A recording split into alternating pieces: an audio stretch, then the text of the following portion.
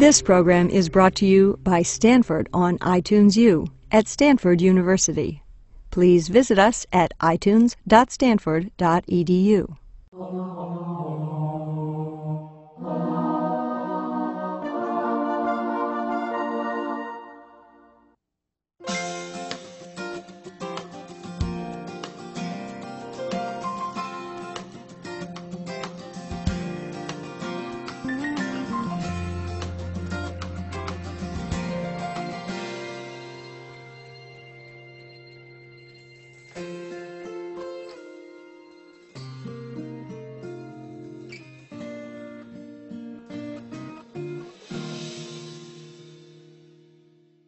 I get the opportunity to talk about the 3 Ds and what to do about them: depression, delirium, and dementia. And I'll try to take this more from a prevention point of view. So this is what we want to look like as we get older. I actually co-opted this slide from the National Institute of Mental Health, which has been losing funding every year for the past 10 years. But this is what we want to look like. These are young, old individuals who have friends with each other, they're walking on the beach, and they're very robust and healthy. And this is what we all strive for. And this is life expectancy. And so, in the year 3000, we're going to be living forever. But that's actually not true. And I'm not even sure that we want to live forever. I'm not sure that's what the goal is. The goal is to live well and not to become decrepit. And actually, when I ask patients what some of their fears are as they get older, their main fears are to lose intellectual function and to have pain. I think those are some of the things people get frightened of. When things started to really take off here, it wasn't because physicians got so much better. It was probably because the infrastructure got so much better, and we got indoor plumbing. But we'll take credit for it as physicians, why not? What are some of the diagnoses that are associated with mental status changes in later life? Well, changes in mood, and then changes in intellectual function. And there are 2 kinds of changes that occur. One is delirium, which is the reversible kind of cognitive change that's often associated with a medical illness. And theoretically, if we were to get to the bottom of the medical illness, then that kind of cognitive change will disappear. Sometimes it's alcohol or medications or some type of illness. And then the second, dementia, is a cognitive change that occurs from a neurodegenerative process. And we'll be talking about all of these and defining them in a few minutes. Okay, why don't I talk about depression first, because it's depressing, and that way we can get it over with. Okay, so if you're from New York, depression is realizing that the light at the end of the tunnel is New Jersey. But psychiatrists actually have a diagnostic and statistical manual, which is a group of descriptors, because we don't have animal models for our disorders. And so what we do is compile lists that actually describe depression. You don't actually have to have depressed mood to have depression. And I'll frequently have patients who say, but I'm not depressed, and yet somehow they'll meet criteria for depression anyway. So you have to have either depressed mood or a pervasive loss of interest, and some of these other things. And what people can have are changes in appetite or weight, and changes in sleep. And usually the change in sleep is people have ease falling asleep, but then trouble staying asleep. They will have changes in demeanor, such as really slowing down and losing motivation, or they can become quite agitated. Real trouble with just sitting in a chair, not wanting to move. Often when they're sitting in that chair, they will think about times past and think about things they could have done differently, things they should have done, and along with that, they may feel quite worthless. Poor concentration and distractibility, such that, as we'll see in the next slide, that can be confused with actual dementia. And some people may think that life isn't worth living anymore and get suicidal. Now, there was a term that was coined in the 1960s called pseudo-dementia, and sometimes these days that word floats around. The concept behind it was, don't confuse that poor concentration and distraction that results from depression for dementia. This is really depression and you should treat it. Now we've come full circle and we've started to think that actually don't confuse the poor concentration that accompanies with depression. It may actually herald dementia. And so we really don't use the term pseudo-dementia too much anymore. On follow-up, many patients, particularly those who've never had depression before in their lives and are starting to get depressed now after age 60, these people may actually have full-blown dementia after several years. And this dementia may actually present with loss of motivation and loss of personality. What kinds of things can actually cause or depression? Some of the medical conditions that are associated with lack of oxygen. The brain gets very upset when it doesn't have oxygen. And so the medical conditions like asthma, bronchitis, chronic obstructive pulmonary disease, cardiac arrhythmias like atrial fibrillation, congestive failure, and thromboembolic disease. Sometimes people can go to the emergency room with depression and get a very cursory medical clearance. They're so depressed, they look so psychiatric that they'll be cleared very quickly. They'll come up to the psychiatry service and we'll actually make some of the medical diagnoses once they're up there. Many geriatric psychiatry services are actually medical psychiatry services as well. Now, depressive symptoms can also give rise to a poor prognosis if somebody also has cardiac disease. And this actually came out this year. I put this slide in today, actually. Type D personality is a kind of depressed, irritable personality in an individual who doesn't like to express those kinds of symptoms, and so they hold it all in, and they can wind up becoming very stressed. So this study was done in individuals who already had coronary heart disease, and they were followed after 5 years. And what they found in this study was that there was almost a 3-fold increase in actual cardiac death in people who met these research criteria for a type D personality.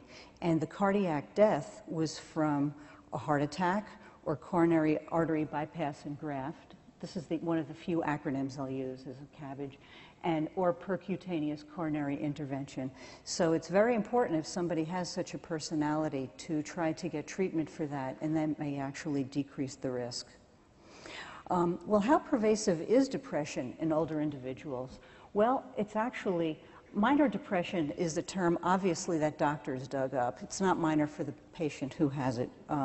So it's sort of like minor surgery, So in hospital settings, it's actually quite pervasive. In primary care settings, a little bit less so. This is actually, I thought, interesting because there are individuals in the community that actually meet criteria for major depression, which are those symptoms that I discussed a few moments ago. This was a study that was done by the folks at Duke quite some time ago, where they actually went into the community and did very rigorous screening. And they found that, again, just like the other slide, only 1% met criteria for major depression. But if you compile all of these other folks, up to 1/3 of them had some kind of depressive symptoms. And so the bottom line here is that there's a fair amount of suffering going on, even if people don't meet the full-blown criteria for depression. And so what that means is that even though our diagnostic and statistical manual may not have people meet criteria, there is suffering going on in older adults living in the community. And these people need treatment, whether it's with psychotherapy or some kind of treatment. We're letting it slip by. And there may be all kinds of reasons for this, whether it's pain or the way people are living in communities. It needs to be further explored. Well, why is that? They don't need treatment just because of the individual misery, but also because depressed patients require almost twice the number of medical appointments of non-depressed people. And so this actually puts a toll on the medical system. And this, as you can see, is from quite a large sample size. Primary care physicians have had difficulty assigning the diagnosis. That may be because, supposing in a managed care situation, you ask a patient, "How are you feeling?" They may tell you. And if that happens, it may make the doctor over time for the next patient. And so I think doctors have had a hard time with this. It's very difficult. It's much easier for the doctor to say, you know, how's that, you know, wrist pain? That, you know, the visit can be shorter that way. It's difficult, though, because 75% of older suicide victims have seen their physician within the last month of life, and 25% have actually seen their physician within the last day of their lives. And so doctors are missing this. This was done in 1996. I read a more recent study where it was up to 50%. So I think primary care doctors are getting a little bit better. These doctors in this study actually had a training course right before the study was done. So I think with better education, doctors will get better at assigning the diagnosis. Well, the rate of suicide, see, I told you I wanted to talk about this first. It's kind of depressing. So older white men have the highest suicide rate of any group, 67.6 per 100,000, compared to younger African American women, where it's 5 per 100,000. They don't have time. So here's what it looks like, and I'm sorry I don't have this in color, but you can see how it really takes off here after retirement. This is, interestingly, white retired women. So after they stop being the caregivers, it goes down. So I won't interpret that. This is African American men, and this is African American women. Now, so how do we optimize our mood? There are several things that we can do. As people start to retire, they need to think about how they're going to make this transition. And for people who have worked, they need to start to make that bridge. And so there are things you can do. You can start to put structure in your day and think about how you're going to do that. If you've always been a worker, get an all-encompassing hobby prior to retirement. Make each day count, whether it's by volunteerism, having friends, as in that photograph that I copied from NIMH, having family. One study suggested that especially women who had friends outside of family tend to do better than family. Maybe it has to do with that caregiver role. We'll talk a lot about non-essential medications in a few moments. My editorial comment is to get a pet.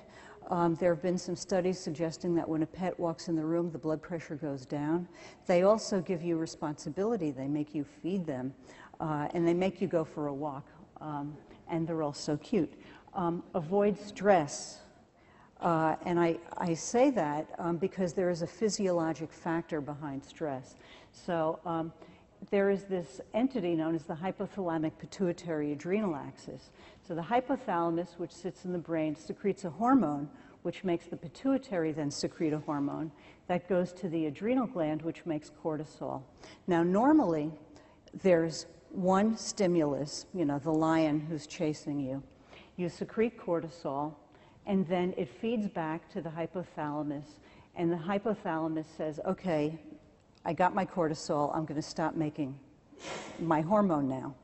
Now, if a person is constantly stressed, this becomes abnormal, and actually this negative becomes a positive, and it keeps on going in a loop like this. And this cortisol can actually go back and damage a part of the brain that's known as the hippocampus, which is very responsible for memory, and we'll talk about that in a moment. So here's this loop. So the increased cortisol, which can cause the hippocampal death, will decrease, as I mentioned, the inhibition of that hypothalamic hormone That'll then increase the pituitary hormone, increase the cortisol, more hippocampal death. So you get what I mean. There's this cascade going on here. That will cause the atrophy. Now, the chair of our department, Dr. Schatzberg, has been working on this when it comes to psychotic major depression and early dementia. And you can see there are a number of other disorders here where this may become a factor. So when I say decreased stress, I mean it. Now, you don't have to be a radiologist to see this little part here is the hippocampus. It's concave in a patient with Alzheimer's disease, and it ought to be more supple. It ought to be convex here. Now, all of these studies on the stress response, this fight or flight response, have been done in males. In 1932 is when it started, and until 1995, only 17% of the studies were done in women. And the reason for this is actually straightforward. When you're starting to look at a phenomenon, women under stress actually secrete oxytocin from the posterior part of the pituitary, and that would be a confound. And so very often when you're starting to study something, you start by looking at the relatively purer phenomenon where oxytocin is not going to be studied. These days, however, it may be wise to start to look at what women do now that we know what the male response is. And so women who don't secrete a lot of testosterone and do secrete a lot of oxytocin may have a different stress response in addition to the cortisol response. So some women from Southern California are starting to really look at whether or not women have a slightly different response under chronic stress than men. And it may be that in addition to some of the societal modulators like family and other environmental modulators, women may actually be more biologically induced to seek out social networks as a response to chronic stress. And so this may be something that turns out to be quite important, and is, there is a major center now at UCLA that's looking at this. Now that I've depressed you all, I think we should go on and maybe look at aging and memory. A previous president from the American Psychiatric Association said, when it's quiet, I can almost hear the brain cells drop out, and I would posit that maybe he should not be around quiet. Let me start by talking about delirium. And delirium is, as I mentioned, this reversible phenomenon of intellectual impairment, which means if you were to evaluate a patient with delirium just at one moment in time, you may not be able to distinguish that individual from somebody who had dementia. It usually begins at night with somebody being confused and perhaps agitated. Classically, and by definition, it consists of a waxing and waning level of consciousness. So I may walk into a patient's room, and with my delightful sense of humor, I'll be talking to him and or her, and they will fall asleep in the middle of the interview. That should be an index of suspicion for me that this individual is suffering from delirium. The person may have disorganized thinking. They may misinterpret sensory stimuli. They may have these Salvador Dali-esque kind of illusions, or they may frankly hallucinate. They will not be able to maintain attention. They may have a startle response at one moment or become somnolent the next. And very interestingly, these clinical features will fluctuate. And so sometimes the patient may appear completely normal. And the times that they may be normal are usually in the day, particularly on doctor's rounds, so that it starts at night. And part of the reason delirium may have a grave prognosis is because it takes a while for it to be diagnosed. Now, how often do we see it?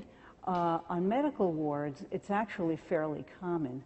Prevalent means when a patient presents to the hospital with it. An incident means when it occurs while in hospital.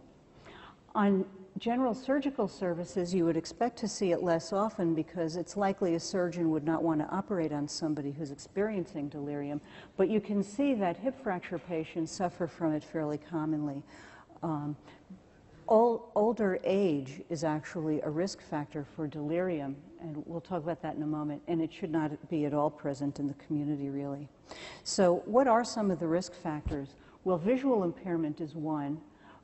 Somebody who has severe illness, somebody who already has a dementia such as Alzheimer's disease would be at risk for also suffering from delirium. And that's what can be very difficult at times, because somebody who's, let's say, in a nursing home who has a chronic stable dementia and all of a sudden has an exacerbation of dementia.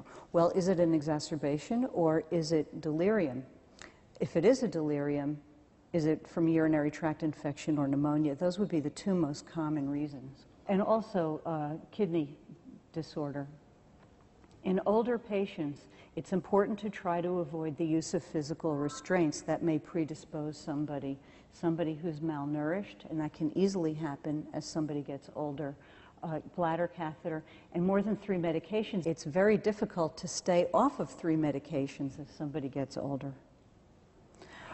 There was a study done recently that showed that a very low dose of the antipsychotic haloperidol prior to surgery in patients who are already at risk for delirium does not prevent the incidence of delirium, but it does decrease both the severity and the duration, as well as overall length of hospital stay. So not that we're all prescribers in this audience, but it's something to actually think about. And this is a very new study.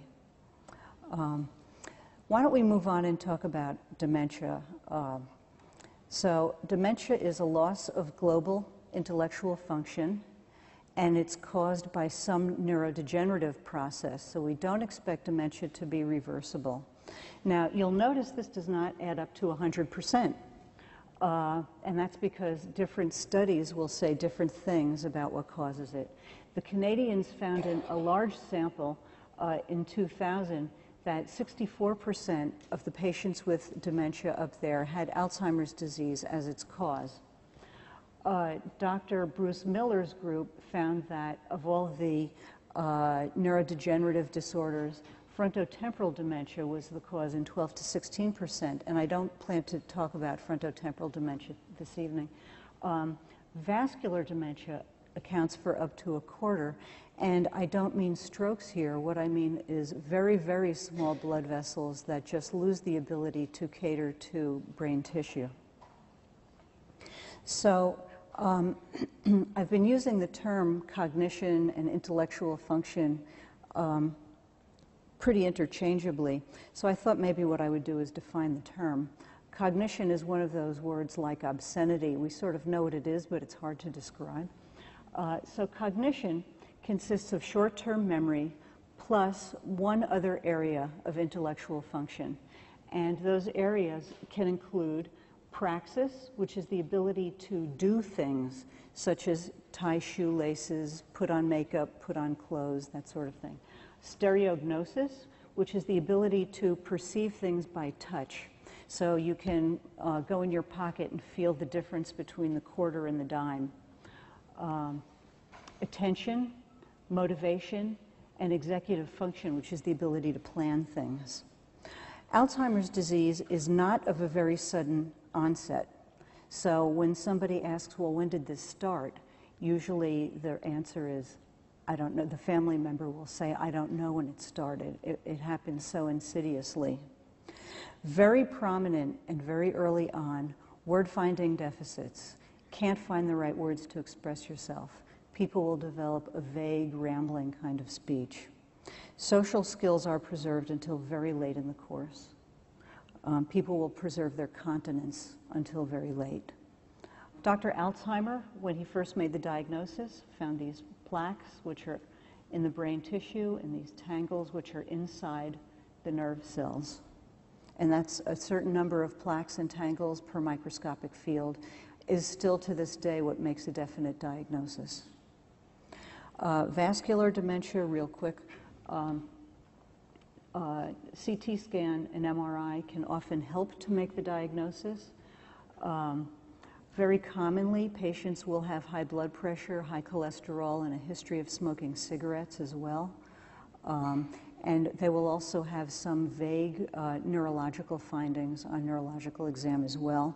Unlike the individual with Alzheimer's disease, people will plateau in their course, and then it's as though if there were a real small change on brain, all of a sudden they'll have a dramatic deterioration in their cognition, then they'll plateau, and then they'll have another dramatic deterioration. So that's known as a stepwise deterioration. So how do we optimize memory? We used to think that there isn't much we can do, and it turns out there actually is. Mental gymnastics. I think Dr. Gary Small from UCLA wrote a book called The Memory Bible. And even though he's from UCLA, it's still probably a good book. The brain is not a muscle, but if we treat it like one, we can exercise it and help. And it may help to actually prevent cognitive decline. And once somebody has early Alzheimer's disease, it may help to ameliorate things a little bit. So try one new cognitive endeavor every several years. Learn a new language. If you already know a Romance language, then try Chinese or Greek or Russian and really make your brain work very hard. Try a new card game. If you've never learned bridge, try bridge.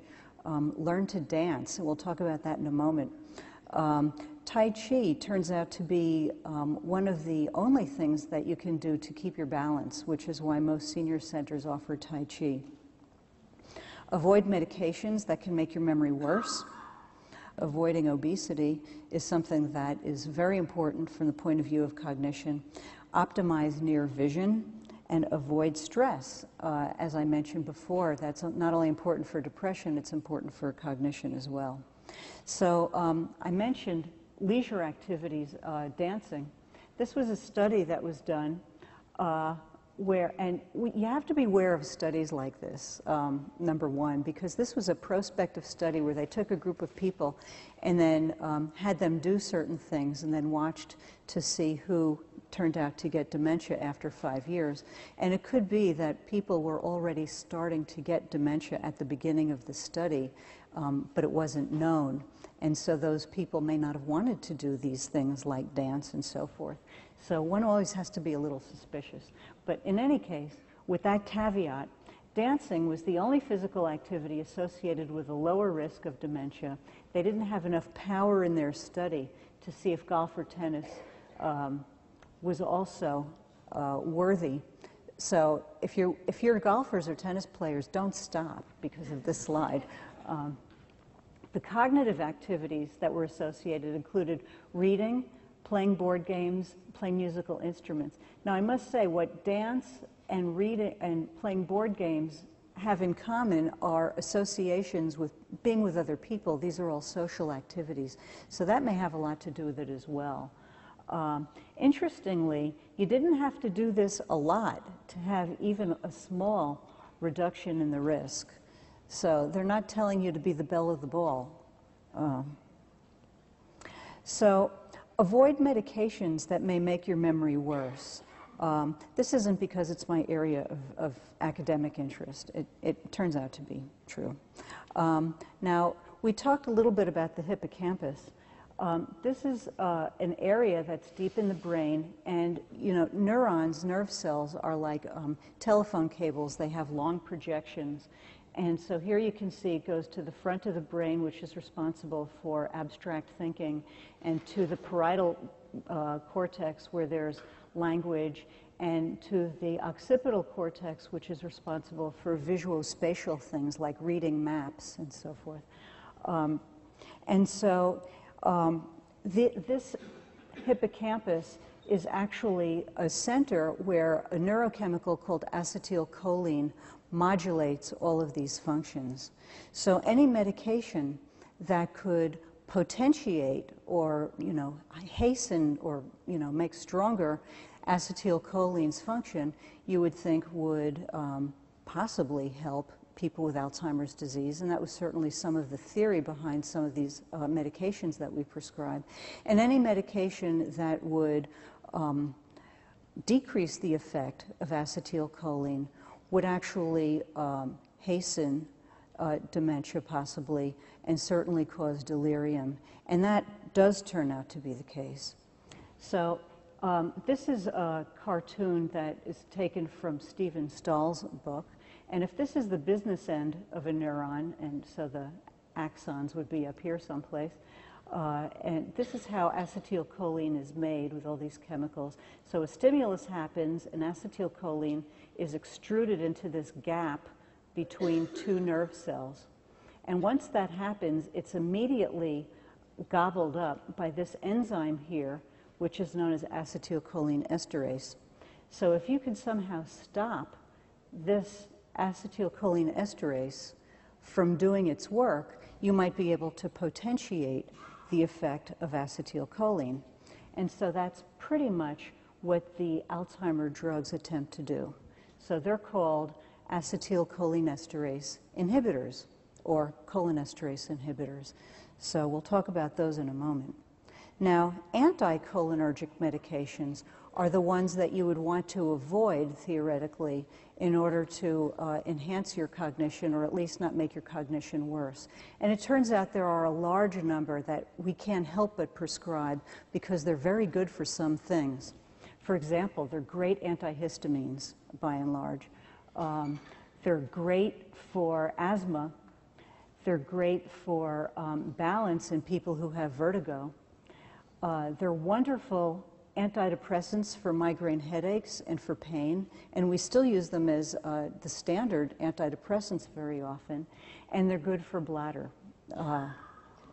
And so I'm just talking from the point of view of memory. You may find that some of you in the audience are taking these medications, and that's fine. It just needs to be weighed against the cognitive side effect. These are other medications that, to a very minor degree, have anticholinergic effects as well. Lasix, digoxin, Coumadin. Now, none of these is strongly anticholinergic, but when taken all together, they may present something of an anticholinergic burden as well. And that's compared to these medications, which are not at all anticholinergic. Now, through a completely different mechanism, benzodiazepines can also be deleterious to cognition. And so, again, they're absolutely wonderful for anxiety and for sleep. And so they just need to be weighed against the possible cognitive side effects. Anything that ends in EPAM or OLAM is a benzodiazepine. I didn't put trade names up here. These are the cholinesterase inhibitors, and they represent the first class of medications that were available for the treatment of Alzheimer's disease, and they're also useful for vascular dementia as well. And they don't improve. All three of them have the same graph here, and none of them improve cognition. They do seem to prevent magnitude of decline compared to patients taking placebo or sugar pill. And there were studies done in the United Kingdom that suggested that they don't seem to prevent time to nursing home. But I do think it's safe to say the standard of care in the U.S. is that we do prescribe them. They do seem to help to stave off magnitude of decline. So some people prescribe them, some people don't. I tend to prescribe them. I think a lot of it has to do with cost, and if it's a question of being able to afford this medication versus others, the others may be a better bang for your buck. This represents a different class of medication, which works through a completely different mechanism. On the stress slides with cortisol, you may have noticed that glutamate, which was an excitatory neurotransmitter, is also stimulated through cortisol reaction. Glutamate is one of those very ubiquitous neurotransmitters that we need for cognition, but when it's abnormally secreted, it can become toxic. So what memantine does is it restores to normal this particular group. And again, it does not help cognition, but it does prevent decline. So another way to optimize memory is to avoid obesity. And this was a study that was done here at Kaiser on 10,000 individuals. They followed them for many years, and they were able to tease out obesity from diabetes, high blood pressure, and stroke, and heart disease. And what they found was that if somebody was had a body mass index over 30, they had a 74% increased risk of dementia, and people whose index was over 25 had a 35% greater risk of dementia. So it was a very interesting study because it was one of the few that was able to tease out people who were obese versus people who had some of the concomitants of obesity, like high blood pressure and diabetes. Now, near vision is another thing that I wanted to talk about because it's something that it seems like it should be fairly easily correctable. And there was a gentleman in Texas who looked at 2,000 Mexican Americans that were over 65, and he looked at the usual rating scale that we use, and he had a blind adaptable form for it to look at people's eyesight. And he followed them over a 7-year period. And what he found was that over 7 years, the people who had adequate vision did not decline on this cognitive exam the way people with near vision loss did. And he compared that to people who had far vision loss. This is not significant. And he also, interesting, compared it to people who were hard of hearing, which was not a significant finding either. Now, what is it about near vision loss? Well, people who lose their near vision lose a lot of stimulation. They can't read. They can't read nuances of facial expressions in people who they talk to, and they can't do a lot of things like their own hygiene, putting on makeup, shaving their face, that sort of thing. So it's not just the vision loss itself, it's the things that you're unable to do once you lose that vision. So it's very important to keep seeing your ophthalmologist or optometrist and keep up with that. The question was, the gentleman is using glucosamine, and does that have anything to do with glutamate? And the answer is no. Glucosamine has no relationship to the glutamate, so I think you're safe on that one. The question had to do with differentiating between Alzheimer's disease and vascular dementia.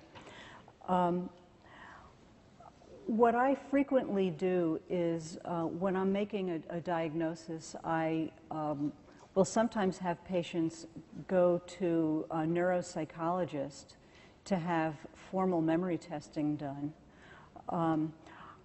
I'm usually pretty careful in getting a history of, in differentiating between vascular and Alzheimer's disease. I'm careful to try to get a history of stroke and high blood pressure and all those concomitants. The other thing I can do is, when you've been around the block enough, sometimes you can tell by speech, because people with Alzheimer's disease develop a certain speech pattern that's really almost diagnostic. There is a neuropsychologist in Boston named Marilyn Alpert who swears she can almost make the diagnosis just by looking at somebody's speech patterns. I think neuropsychologists can come in very handy. The MRI in somebody with vascular dementia should also help substantially to make the diagnosis. Somebody with Alzheimer's disease should have an MRI that looks like this, and I will show you. This is a normal brain. They say normal aging brain. That's when a 20-year-old radiologist is talking about a 55-year-old's brain. But if these are, this is the eyes and nose. This is the back. And if these are the ventricles, which are the spaces that bathe the brain with cerebrospinal fluid. And these are the sulci, which are the folds that give the brain extra surface area. And you can see there's not much space here. And you can see that these are very widened here, and that the sulci here are also very widened. And that's consistent with big time atrophy of the brain. So that's what you would really expect to see in somebody with Alzheimer's disease. You can get PET scans if there's positron emission tomography scans in somebody, or SPECT scans, if you really think that the diagnosis is in question, and it would change your treatment. The question is the effects of anticholinergic drugs. Are the effects permanent? That's actually my area of academic interest. It's very likely that the effects are not permanent, and that if you take the medications away, it should be reversible and the person should get their cognition back. At least that's what we've always thought. The question was the connection between dementia and hip surgery, and that was actually a slide on delirium and hip surgery. And it was an interesting connection, because I think that many of the people who go in for hip surgery are older individuals. And when you think about it, they've fallen, which is why they need hip surgery. And so one of the questions that I would ask is, what are the circumstances under which that patient has needed hip surgery, and could they have been delirious as the antecedent for the surgery itself? I do think that it's a very interesting question, and many people who do go for hip surgery come out of that surgery with delirium. This is a very frail population. There is a big literature now on people who go in for coronary artery bypass and graft surgery, who leave that surgery with very successful coronary arteries, but who have confusion and then dementia later on.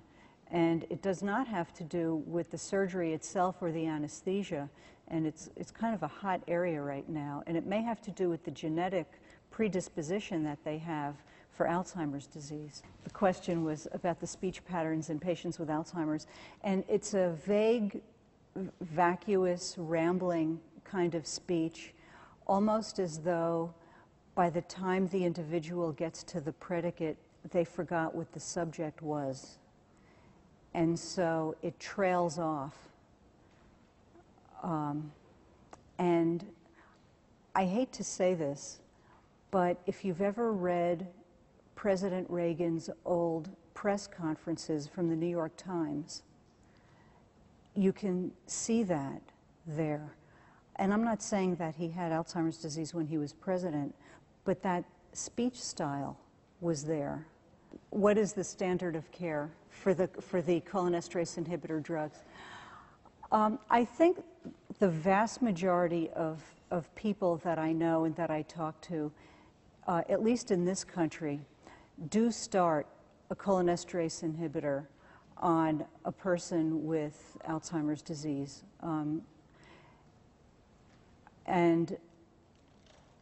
And probably even with mild cognitive impairment as well, which we didn't talk about this evening, which is the very mildest form of cognitive deficit. The sense is that it does stave off the cognitive decline somewhat. It does seem to help caregiver burden. And while it does not seem to prevent time to nursing home, it does really help, I think, patients' dignity as they maintain their cognition for a longer period of time. And my experience is that it helps the behaviors as well. There are 3 cholinesterase inhibitors that are on the market right now, and they're all similar to each other.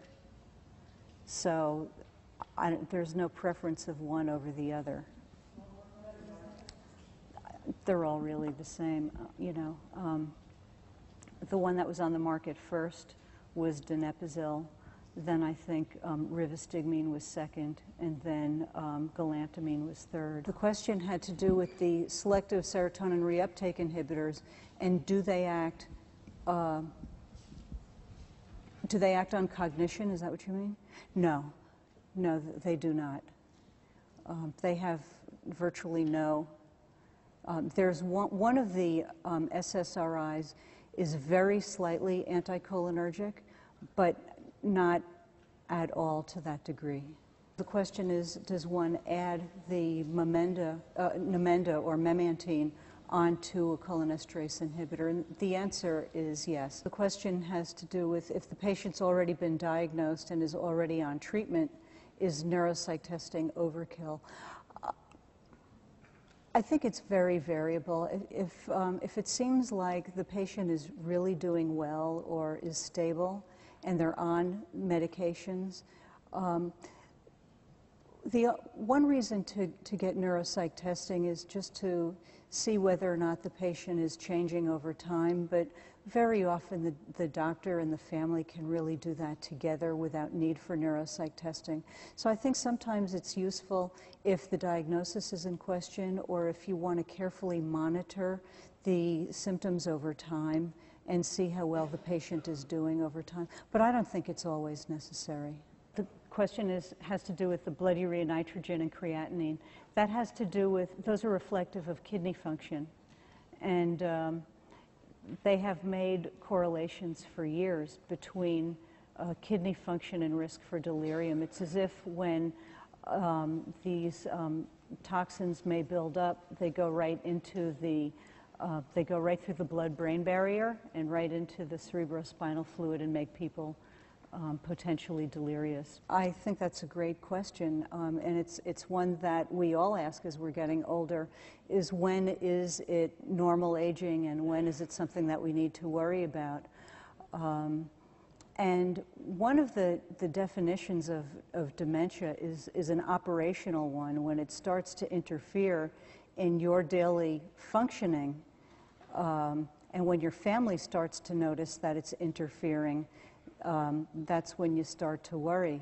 So if your family is starting to, drag you by the ear, or, if they notice that there's a real decline, part of me, what a lot of doctors would tell you is that if you're asking the question, you probably don't have it. But I don't mean to be facetious either, because I've met people who've said, I know me, and I think that there's a real change here, and I'm not depressed, but I notice certain things. I don't retain information the way I used to. I have to use Post-it notes all over the place that I didn't have to do in the past. And if you seriously feel that you have a cognitive problem that's different from all the other people that you know that are 83 years old, then maybe you should get evaluated, because that may be the only way to assuage your anxiety about it.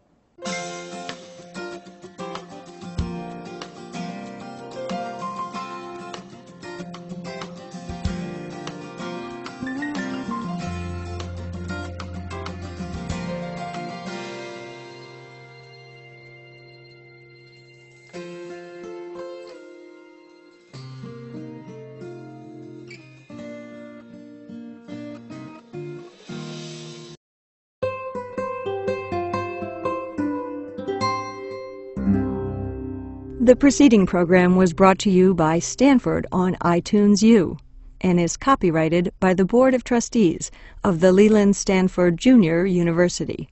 Please visit us at itunes.stanford.edu.